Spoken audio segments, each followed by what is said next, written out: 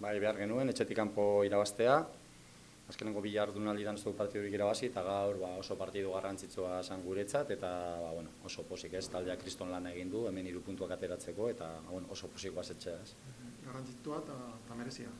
Etxetik kanpo ondo defenditu behar da, gaur baloi gutxiago eduki dugu, gehiago eman diogu arerioari, eta pixkatatzean atzekaldea sendotu dugu, eta ikusita azkenengo partidutan etxetik kanpo atzekaldean eduki ditugun arazoak, gaur modu ezberdinean jokatu dugu, eta ondo atera da, eta posik horregaitik ez.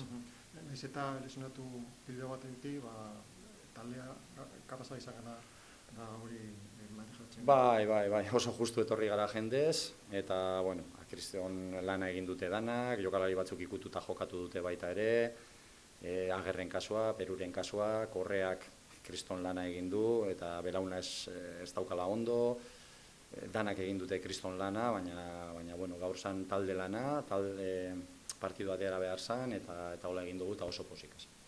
Bigarren mailan golik ez jasotzea guztiz importantea. Oso garrantzitsua da, ez? Azkenengo partidutan oso ondo jokatu dugu tramitean, areatik areara, 6 pase eman da, aukerak eginez, baina atzekaldean sendotasuna falta izan zaigu, batez ere etxetik kanpo, ez? Eta uste dut sendotasun horrek ematen dizula goikaldean egotea sailkapenean, ez?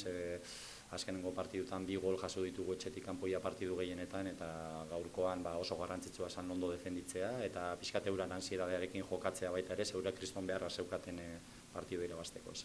Eskerrik asko. Vale.